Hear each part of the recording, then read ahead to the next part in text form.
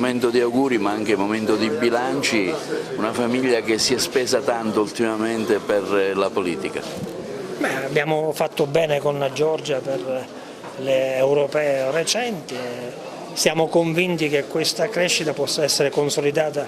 da qui a qualche mese con le amministrative. C'è una squadra forte, coesa, stiamo componendo una lista significativa e importante per dare un sostegno ad una candidatura che vogliamo sia sviluppata nel segno della discontinuità. Abbiamo bisogno di una guida solida, di persone lungimiranti, delle energie migliori della città per fare in modo che realmente vi sia una crescita sostenibile e concreta da parte della città di Agrigento. Avete scelto il nome? Stiamo lavorando per trovare una soluzione unitaria, concreta, che dia la possibilità ai cittadini di scegliere finalmente una persona che faccia realmente gli interessi della città di Agrigento. Ora, momento di auguri ma anche momento di bilancio, un momento in cui Forza Italia ha bisogno anche di sostegno, stiamo vedendo che parecchi stanno andando via. Ognuno è libero di fare le proprie scelte, anche di cambiare pensiero, noi siamo un partito liberale, mi auguro che queste scelte non siano dovute soltanto a fatti locali, magari al tentativo di mantenimento di nicchie di potere da parte di chi ha responsabilità nel partito, che anziché aprire cerca di chiudere per difendere l'esistente. Non è il caso degli amici Iacolino, che conosco da tempo e che sono titolari di un percorso in Europa e il papà e la figlia in Consiglio Comunale, però purtroppo devo dire che evidentemente il pericolo c'è, si registra e mi auguro fortemente che chi ha responsabilità sul territorio a livello locale o anche ad altro livello, non mi riferisco naturalmente a Gianfranco Miccichè, possa fare tesoro dell'esigenza di aprire le porte e fare in modo che il partito cresca anche dando dei ruoli a livello territoriale, perché più responsabilità si possono condividere, più cresce un partito per confrontarsi con gli alleati e con gli avversari. In Sicilia però tiene Forza Italia?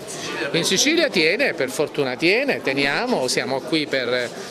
ribadirlo, abbiamo una forte storia, una forte tradizione di cultura dei valori, degli ideali, Berlusconi vuole molto bene alla Sicilia e quindi siamo qui per questo, ma non basta, dobbiamo guardare a livello nazionale evidentemente, perché quando si vota per il Parlamento europeo il voto è nazionale, non è regionale. Siamo qui all'Olide Park insieme ai tanti amici, tra cui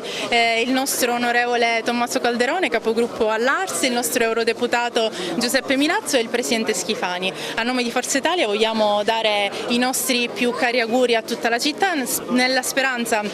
che il 2020 ci porti innanzitutto tanta salute e poi iniziamo la nostra campagna elettorale nella speranza che questa volta si possa scegliere un sindaco che abbia a cuore il bene della città e quindi tanti auguri, in bocca al lupo a tutti e tanta fortuna. Siamo molto soddisfatti perché siamo stati molto produttivi, abbiamo fatto tante cose per la Sicilia, da ultimo alcune leggi che sono importanti per la Sicilia. Il nostro gruppo è un gruppo molto coeso che sta cercando di fare bene. Chiaramente non è facile, però anche il governo regionale sta facendo bene e quindi siamo molto fiduciosi per il futuro. Primo bilancio di questa esperienza parlamentare europea, cosa ha fatto per la Sicilia? Ma il bilancio è positivo perché abbiamo fatto riprendere la strategia del corridoio scandinavo-mediterraneo che era sparita. Quando mi sono insediato in Commissione Infrastrutture e Trasporto e Turismo al Parlamento Europeo era sparito il